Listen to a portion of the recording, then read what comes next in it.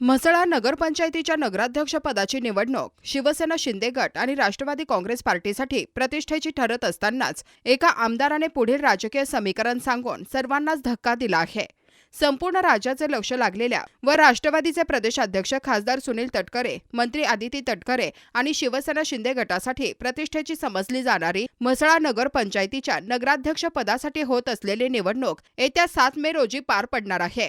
सध्या म्हसळा नगरपंचायतीच्या नगराध्यक्षपदाची निवडणूक संपूर्ण राज्यात गाजत आहे।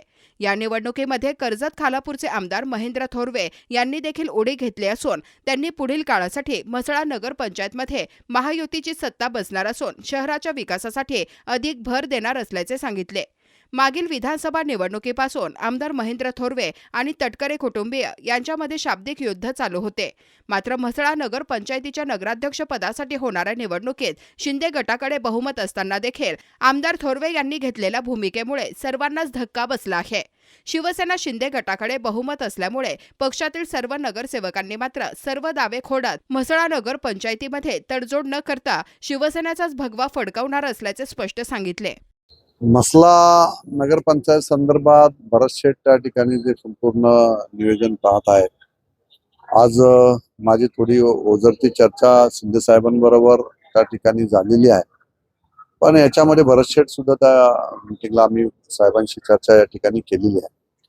माझ्या मते आता राज्यामध्ये शिवसेना, भारतीय जनता पार्टी आणि राष्ट्रवादीचं सरकार या ठिकाणी आहे।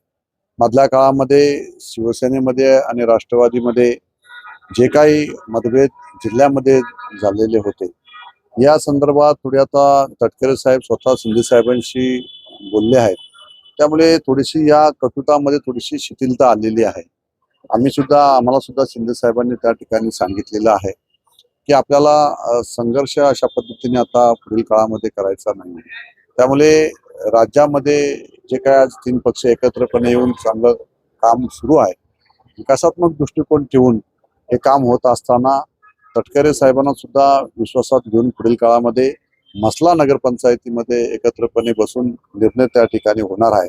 आणि तो निर्णय दोन्ही लोकांना, म्हणजे जे आता पात्र नगरसेवक आमचे आहेत ते असतील आणि तटकरे साहेबांचे नगरसेवक असतील, या सगळ्यांना विश्वासात घेऊन ती सत्ता पुन्हा त्या ठिकाणी बसवली जाईल आणि चांगला विकास म्हसळ्याच्या जनतेला अपेक्षित असणार त्या ठिकाणी केला जाईल।